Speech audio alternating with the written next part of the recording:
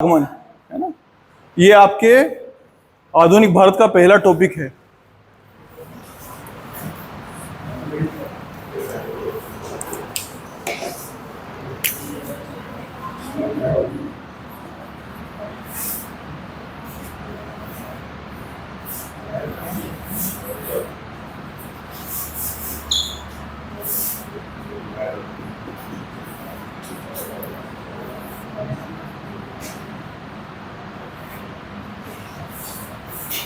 यूरोपीय कंपनियों का आगमन। अपन ने क्या क्या समझा था कल? तो अपन ने उसका बैकग्राउंड देखा था कि कैसे रोमन साम्राज्य का विघटन हुआ। विघटन के बाद में दो रोमन साम्राज्य बन गए, पश्चिमी रोमन साम्राज्य, पूर्वी रोमन साम्राज्य। पश्चिमी रोमन साम्राज्य को किसने खत्म कर दिया? जर्मनी आक्रमणकारियों ने खत्म कर दिया। तो सारे विद्वान कहाँ रहने लग गए? पूर्वी रोमन साम्राज्य में। फिर एक घटना हुई, क्या? 1453 में क्या घटना हुई? तो जो कॉन्स्टेंटिनोपल है उसका पतन हो गया, मतलब कुस्तुनतुनिया जो बेजेंटाइन एम्पायर था वो खत्म हो गया। बेजेंटाइन एम्पायर के खत्म होने से जितने भी विद्वान थे वो किस साइड चले गए? पश्चिम की तरफ चले गए। और जब पश्चिम की तरफ वो जाएंगे तो विद्वता फैलाएंगे, जानकारियां देंगे, नए नए ज्ञान की खोज करेंगे, राइट। अब एक और काम भी हो रहा है कि क्योंकि मुस्लिमों ने आक्रमण कर दिया है, मुस्लिमों ने कब्जा कर लिया है कहाँ पे? जो क्षेत्र था कुस्तुनतुनिया का, जो रास्ता जा रहा था एशिया की तरफ। तो जब उस रास्ते पे मुस्लिम कब्जा कर लेंगे तो ईसाइयों को व्यापार करने देंगे क्या? नहीं करने देंगे। तो ईसाई लोग नए मार्गों को खोजेंगे, और जब वो नए मार्गों की खोज करेंगे तो अपन देखेंगे कैसे अलग अलग लोग अलग अलग मार्गों की खोज कर रहे हैं। कोलंबस कहीं और जा रहा है, वास्को डिगामा कहीं और जा रहा है ना, मैगलिन कहीं और जा रहा है। ये सब अपन ने कल पढ़ा था। आज आप कुल मिला के कारण देख लो कि अगर कोई कारण पूछे कि यूरोपीय कंपनी के आगमन के क्या क्या कारण थे, तो पहला कारण तो ये लिख दोगे, 1453 लिख दोगे, पता चल जाएगा ना ये क्यों है कारण। सेकंड कारण लिखना धार्मिक कारण, पहला ये, दूसरा धार्मिक कारण। धार्मिक कारण कैसे? तो देखो, कॉन्स्टेंटिनोपल ईसाइयों के लिए बहुत पवित्र शहर था। जब कुस्तुनतुनिया, एक ही बात है, कॉन्स्टेंटिनोपल कुस्तुनतुनिया एक ही बात है। जब कॉन्स्टेंटिनोपल पे जब कब्जा करेंगे मुसलमान, तो उसका बदला कहीं ना कहीं से तो लेंगे ईसाई। तो उनकी बड़ी भावनाएं आहत हुई ईसाइयों की। बोले कि यार अपन क्या करें, अपन अपने तो बहुत बड़ी वो बेइज्जती हुई है ना कि अपनी राजधानी पे किसी और धर्म के लोगों ने कब्जा कर लिया। तो इसके लिए ईसाई एक नई परंपरा लेके आएंगे। वो लोग बोलेंगे कि अब जो अफ्रीका का क्षेत्र है और जो एशिया का क्षेत्र है, वहां पे हम क्या करेंगे? अपने धर्म का प्रसार करेंगे। उसमें पहले नंबर पे कौन रहेगा? तो पुर्तगाल रहेगा। आप देखेंगे जब हम पुर्तगाल के पतन के कारण देखेंगे ना, तो उसमें धार्मिक कारण भी एक रहेगा, क्योंकि पुर्तगाली लोग बहुत ज्यादा कट्टर हैं। अंग्रेज रहेंगे वो धार्मिक तौर पे इतने कट्टर नहीं रहेंगे। पर इतना समझ में आ गया ना धार्मिक कारण क्या है, कि क्या करना है? यूरोप के जो ईसाई लोग हैं उनको धर्म का प्रसार करना है। यूरोप में तो पहले ईसाई हैं। अरब के क्षेत्र में इनकी हिम्मत नहीं जाने की, क्योंकि वहां से तो हार के आए हैं। बचा क्या? भारत के हिंदू बचे हैं, कुछ कुछ पूर्वी एशिया के बौद्ध बचे हैं, और अफ्रीका की जनजातियां बची है। तो वहां पे जाएंगे ना। इसी क्रम में ये लोग भारत आ रहे हैं। और क्या क्या कारण है? आर्थिक कारण।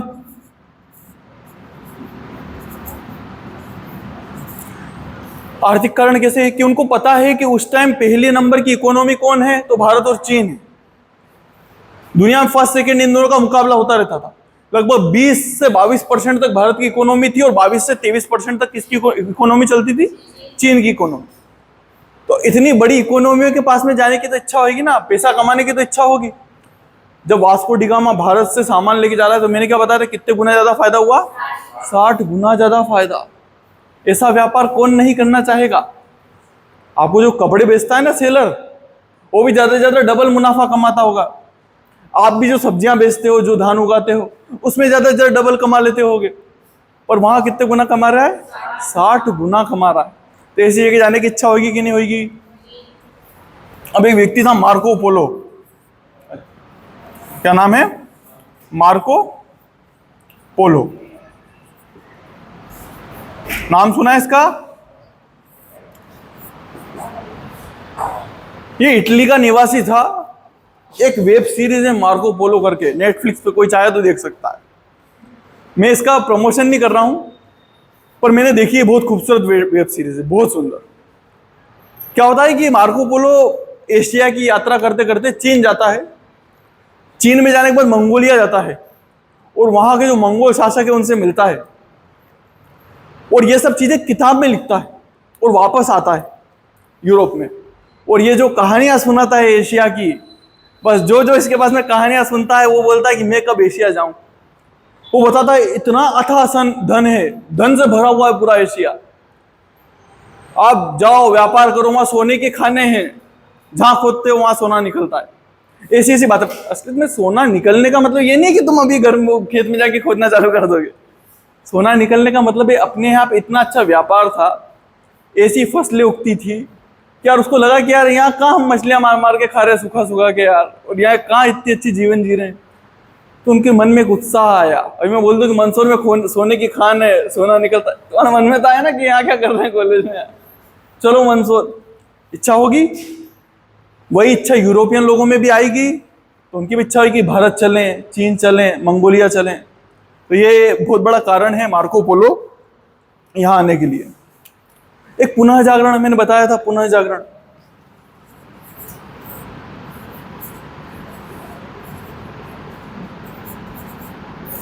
पुनः जागरण कैसे कारण है? तो मैंने आपको बताया था लोगों में नई नई उत्साह आया। पहले क्या होता था कि पहले लोग जड़ थे। जड़ का मतलब धर्म में मानते थे, सिर्फ धर्म में मानते थे।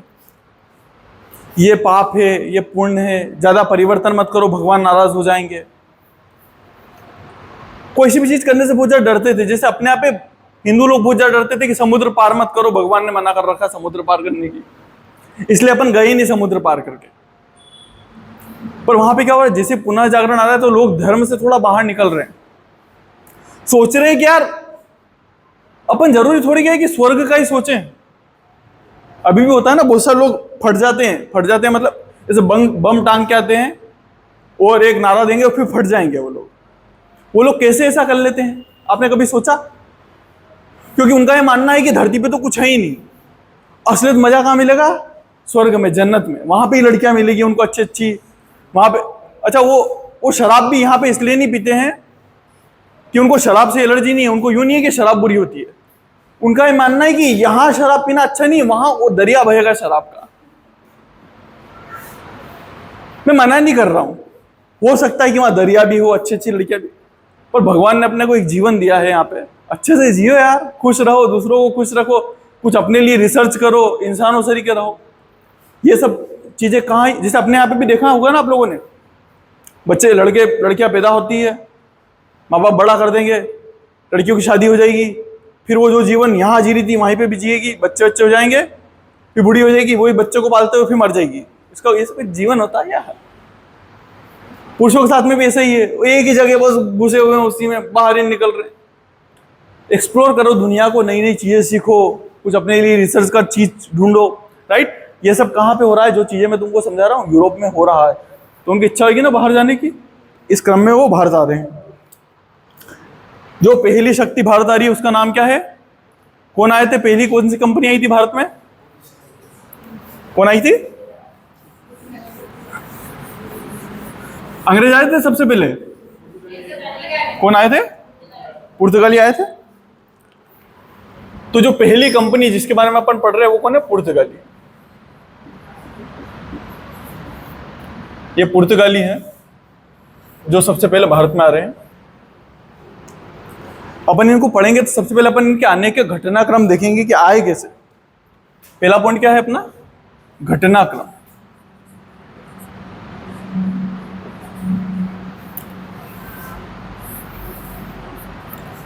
घटनाक्रम मतलब कैसे? तो आप लोगों को मैंने बताया कि वास्को डिगामा कब आ रहा है?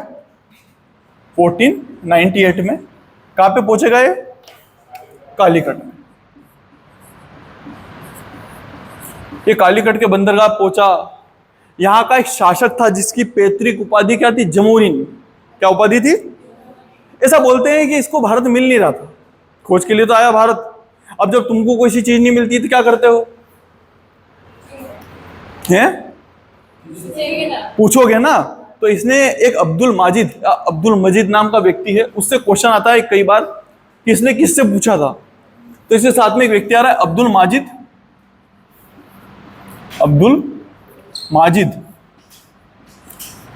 कई जगह मजीद लिखा हुआ भी नजर आएगा। अब्दुल माजिद या अब्दुल मजीद से पूछा कि यार भारत कहाँ है, तो अब्दुल मजीद अपने साथ में इसको भारत लेके आ गया। ये कहाँ रुका? कालीकट गया। वहां के शासक का नाम क्या था? जमूरीन। उपाधि थी उसकी, पैतृक उपाधि, मतलब पापा, मतलब इसके खानदानी चली आ रही थी। इसके पापा भी लगाते होंगे, उनके दादाजी वगैरह सब। जमूरीन ने तो स्वागत करा कि बढ़िया, आओ पधारो, अच्छा गोरा आदमी आया देखो। उनको अजीब लगा होगा ना देख के, क्या ये कौन से कलर का आदमी है। बड़ा स्वागत करा उसका कि चलो सब बढ़िया है। पर कुछ लोग चिढ़े इससे। कौन चिढ़े? तो यार सीधी सी बात है, ये काहे के लिए आ रहा है? व्यापार करने के लिए आ रहा है, काली मिर्ची ले जाने के लिए आ रहा है, पैसा कमाने के लिए आ रहा है। तो यहाँ पे जो पहले से व्यापारी है वो लोग खुश होंगे क्या? बुरा लगेगा ना भाई, मुंह से बोलो, लगेगा ना? लगेगा ना? सुट्टो के बैठते, थोड़ा एनर्जी लेके आओ बेटा। लगेगा, ऑफकोर्स लगेगा, क्योंकि वो उसका व्यापार खा लेंगे ना। तो ऐसे कुछ व्यापारी हैं, जैसे कौन है, तो चेट्टियार हैं, जिनको आप शेट्टी शेट्टी नहीं करते हो, ये वही है चेट्टियार व्यापारी। एक अरब व्यापारी है, ये भी वहां पे व्यापार करते हैं अरब सागर में। अब इनको अच्छा लगेगा क्या आए हैं, तो इनने मना करा। बोले जमूदीन को बोला कि कोई जरूरत नहीं है इनको फोकट बुलाने की, जब हम हैं तो इनसे काय को व्यापार कर रहे हो आप, इन्हें ये वो करके। तो जमूदीन ने इनके साथ में बोला कि व्यापार समझौता समझौता तो नहीं होगा, तू तेरे नाव में जितना खरीद के ले जा सकता है ले जा। तो वास्को डिगामा यहाँ से सामान लेके जाएगा। मैंने आप लोग बताया कितने % फायदा हुआ उसको? 60 गुना। ये भी क्वेश्चन आया कि कितने गुना फायदा हुआ था, तो 60 गुना ज्यादा फायदा हुआ था। ये तो क्या हो गया उसका आने का क्रम, घटनाक्रम समझ गए, कैसे आया कैसे चला गया। इसके बीच में एक और दल आएगा, फिर ये वापस आएगा, भारत में ही मर जाएगा। कोचीन में इसकी मौत होगी। फिर क्या होगा कि इसके जो लोग हैं पुर्तगाल के लोग, उसके लिए तो बहुत बड़ा आदमी है, मतलब हाँ मैडम, हाँ 5-10 मिनट भेजना, इसके लिए तो बहुत बड़ा आदमी है, राइट। तो यार ऐसे इंपॉर्टेंट आदमी को भारत में मरने देंगे क्या, गढ़ने देंगे क्या? ऑफ कोर्स नहीं। तो ये लोग वहां से कोचीन से इसको लेके जाएंगे और कहां पे गाड़ देंगे? वापस पुर्तगाल में। यहां तक बात आई समझ में? आगे देखो, आगे इसके आने के कारण क्या है, पुर्तगालियों के आने के कारण।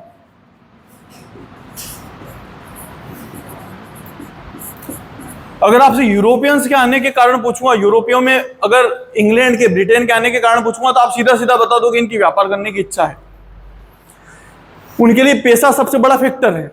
किसके लिए? इंग्लैंड के लिए। पर जहां आपसे पूछूंगा कि यार पुर्तगालियों के लिए आने के क्या कारण है, तो आप 2 फैक्टर बताओगे। व्यापार तो है ही, पहला क्या है? व्यापार। दूसरा क्या है? धर्म।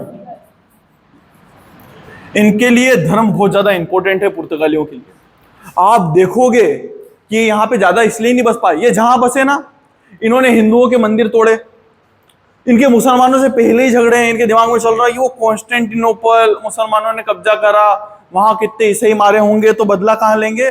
भारत में। खूब लड़े हैं मुसलमानों से। मैं आप लोगों को बताऊंगा, अलग अलग युद्ध हुए। एक शासक को तो इन्होंने नाव में से उठा के फेंक दिया था, किले डूब जा, और वो डूब भी गया था। आपको बताऊं, बहादुर शाह नाम है उसका, रानी कर्णवती नाम सुना है? बचपन में कहानी थी ना, राखी भिजवाई थी हुमायूं को। बताऊंगा कितनी झूठी बात है ना। अपना तीसरा पॉइंट क्या है? भारतीयों से झगड़ा।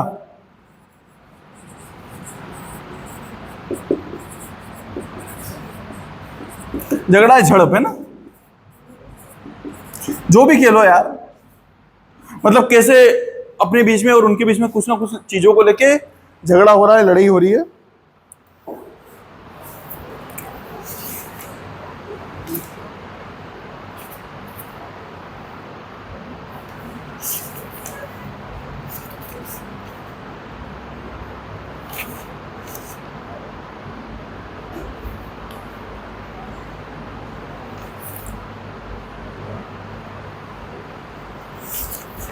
चलिए,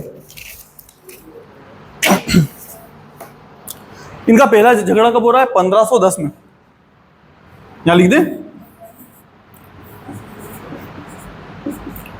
ये 1510 में क्या कर रहे हैं? गोवा पे कब्जा कर रहे हैं। गोवा इनका था नहीं, पर इन लोगों ने क्या करा, कि गोवा पे नियंत्रण करने के लिए वहां का आदिलशाही शासक था।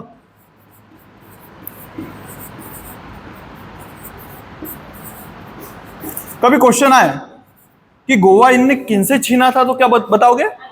आदिलशाही शासकों से। तो जो आदिलशाही शासक था उससे इनने युद्ध करा और सबसे पहले क्या छीन लिया? गोवा छीन लिया। एक लड़ाई तो ये है। दूसरा क्या हो रहा है,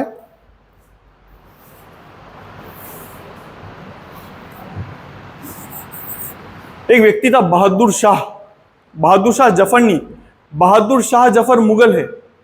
और जो बहादुर शाह है वो कहाँ का? गुजरात का एक शासक है, खुद को अफगान बोलता था। उसका कहना था हुमायूं को चिट्ठी भेजता था वो, और चिट्ठी ऐसे अच्छा वाली नहीं कि डियर हुमायूं, ऐसे नहीं। वो लिखता था कि तूने कभी कोई अफगान तो देखा ही नहीं, असली अफगान तो मैं हूं, तेने अपनी माँ का दूध पिया हो तो आ मेरे से आके लड़, ऐसे बोलता था, छेड़ता था उसको बार बार, ये हिम्मत आजा गुजरात। बड़ा परेशान था हुमायूं इससे, बोले कि आऊंगा किसी दिन आऊंगा। ये क्या करता है कि जो मेवाड़ की राजकुमारी है, उस टाइम राजकुमारी का शासक था रानी कर्णवती, वो एज ए क्या बोलेंगे कि शासक कोई और था बच्चा, पर उसके पालन पोषण के लिए वो राजकुमारी बनी थी, मतलब शासिका बनी थी। इस बीच में क्या हो रहा है कि बहादुर शाह कर्णवती पे आक्रमण कर रहा है। एक बार कंफर्म कर लेना, मेरे को जहां तक लगता है ना, तो ये लड़ाई है शायद 1536 की। कंफर्म करना है ना इस चीज को। 1536 में कर्णवती पे आक्रमण करेगा। कर्णवती राखी भेजेगी हुमायूं को कि हमारे देश में राखी का मतलब होता है कि मैंने तेरे को भाई माना है, अब तेरा फर्ज है अपनी बहन की रक्षा करना। लोग बोलते हैं कि हुमायूं आने में लेट हो गया था, आना तो चाहता था, राखी स्वीकार कर ली थी। पर आजकल के विद्वान इतिहासकार बोलते हैं कि वो लेट जान करके आया ताकि पहले ही दोनों कमजोर हो जाएं। अरे वो तो चाहेगा ना बड़ी जमीन पे कब्जा करे। आप अपन तीनों की सेनाएं बराबर है, ठीक है, आप दोनों लड़ रहे हो, मैं क्यों जाऊंगा आपको बचाने के लिए? मैं तो चाहूंगा आधे आप निपट जाओ, आधे आप निपट जाओ, तो हमको तो आधों से ही लड़ना पड़ेगा। सीधी सी बात है, डिप्लोमेसी तो यही कहती है। तो ये सब कहानियां वहानियां ठीक है, हिंदी में सुना देते हैं, पर मेरे को ऐसा कुछ लगता ही नहीं है। आजकल के इतिहासकार भी मानते हैं। तो क्या हो रहा है, ठीक इसके अगले साल बाद जैसे कर्णवती को हराएगा 1533 में, इसको कौन हरा देगा? हुमायूं।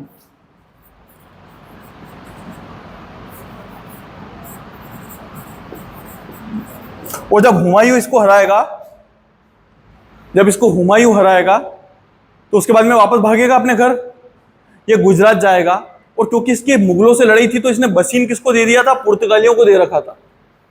अब ये जाके बोलेगा मेरे को बसीन वापस कर दो। किनको बोलेगा? पुर्तगालियों को। यही पुर्तगाली इनको बोलेगा मेरे को बसीन वापस चाहिए। पुर्तगाली बोलेंगे पागल समझता है क्या? कुछ भी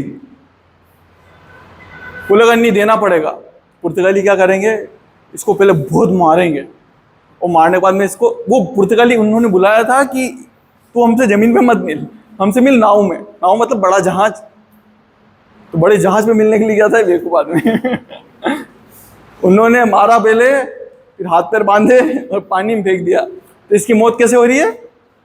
पानी में, मतलब कुल मिला के किन्होंने मार दिया इसको? पुर्तगालियों ने। यहाँ तक चीज समझ में आई? अब बेटा 2 मिनट इसको रोक दो, अपन एक फोटो खींचा के आते हैं ना।